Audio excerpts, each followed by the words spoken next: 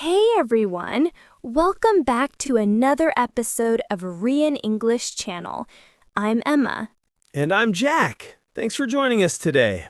We're so excited about this one because we're going to talk about something that makes almost everyone smile, holidays. But before we start, don't forget to subscribe our channel for more videos. Yes, who doesn't love talking about holidays, right? It's one of those topics that instantly makes people happy and relaxed. Exactly. And it's also one of the best ways to practice English. When you talk about your holidays, you naturally use past tense, describe experiences, emotions, and even culture. Totally! And today we're going to have a real conversation about our holidays. Where we went, what we did, what went right, what went wrong, all those little details that make travel stories so much fun. Right. And as you listen, try to imagine you're part of this conversation. Think about your own last holiday. How would you describe it? What would you say first? That's a great idea.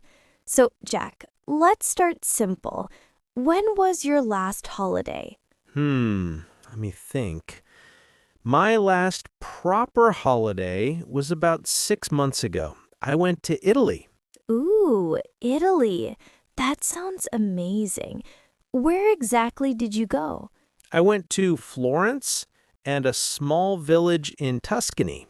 It was kind of a mix between a city and countryside holiday. That sounds perfect. A bit of culture, a bit of nature. What did you do there? Well, Florence was all about art, history, and food.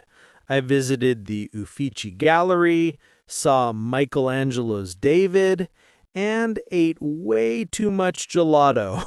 Laughs. There's no such thing as too much gelato in Italy. True. And in Tuscany, I stayed at a small farmhouse surrounded by vineyards. Every morning I woke up to birds, sunlight, and the smell of fresh coffee. It was just peaceful. That sounds like a dream. I think the countryside holidays are the best for that. Peace and quiet. Did you do any wine tasting? Of course, Tuscany is famous for it. The owner of the farmhouse had his own small vineyard, and he invited us for a tasting one evening. It was one of those moments you never forget. Wow, that's such a beautiful experience.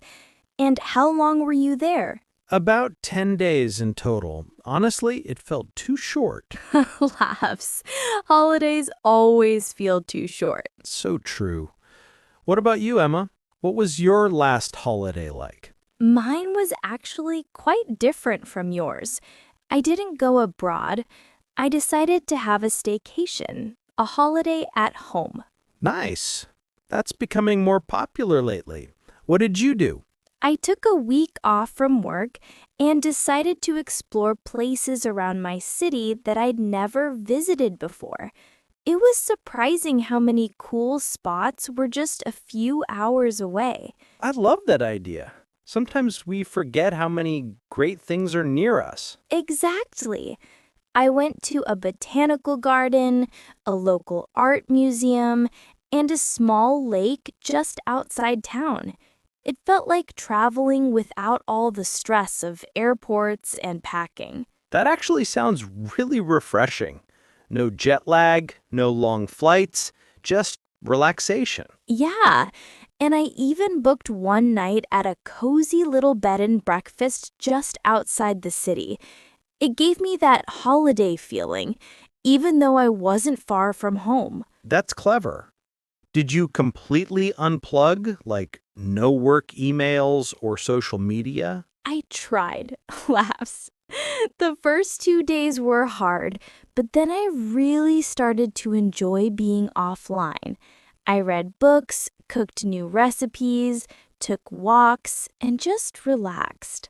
That sounds like a perfect mental reset.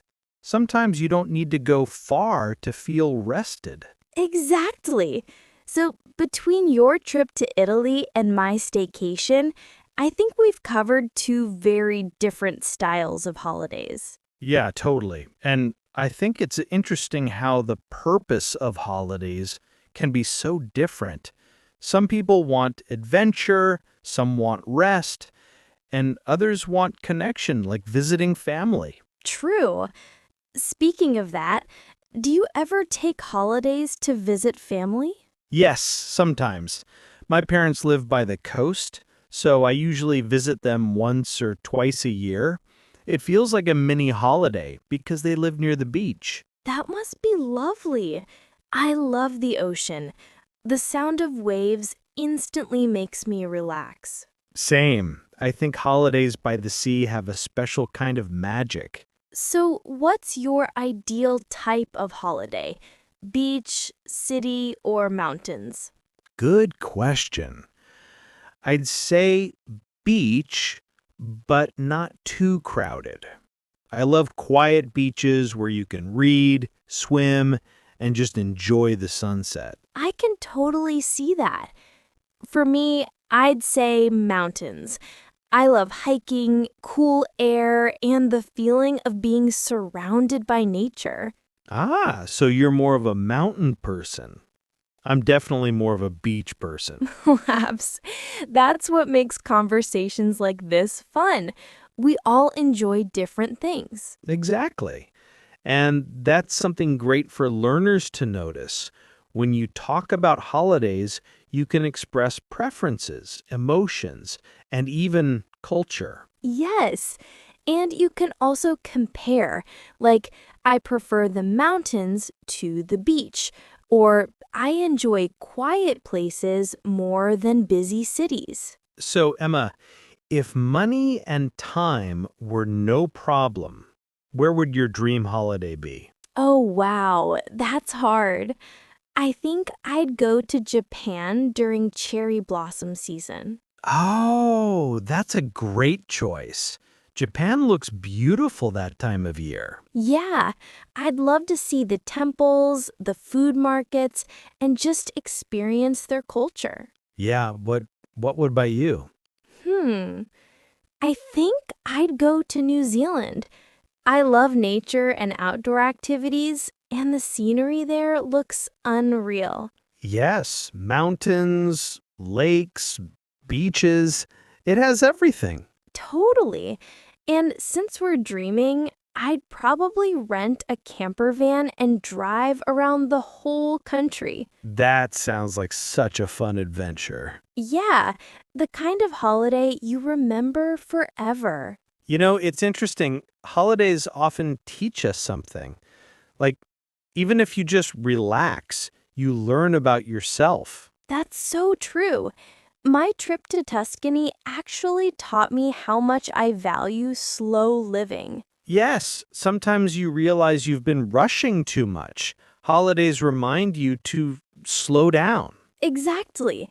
And for you, your staycation, maybe it taught you that you don't have to go far to feel happy. Exactly. It reminded me that peace is not about where you go, but how you feel. That's beautiful, Emma. Thanks. I think holidays are more than just fun. They're about balance, reflection, and connection. I agree. And even planning a holiday gives you something to look forward to. Yes, sometimes planning is half the fun. Laughs until you have to pack. Oh, yes, packing, the most stressful part. Do you pack early or at the last minute? Definitely last minute. I always tell myself I'll start early, but it never happens. Same here. And I always end up forgetting something. Laughs. That's part of the tradition. Maybe we should do an episode called How to Pack Like a Pro. Yes, that would be a good one. So, before we wrap up, Jack, what's one holiday memory you'll never forget? Probably watching the sunset in Tuscany with a glass of wine, feeling completely at peace. That sounds amazing.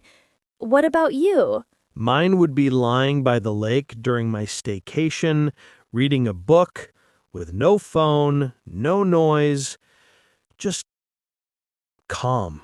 Beautiful. So, friends, as you listen to us, think about your own holiday memories. Where did you go? What did you do?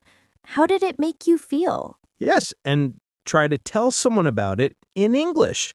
That's the best way to practice. Exactly.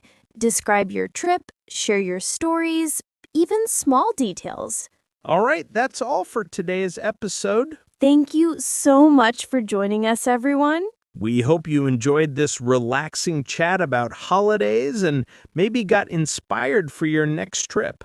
And remember, sometimes the best holidays aren't the longest or the most expensive, but the ones that make you feel alive. Well said, Emma. See you all next time on Re in English channel. Bye, everyone. Bye.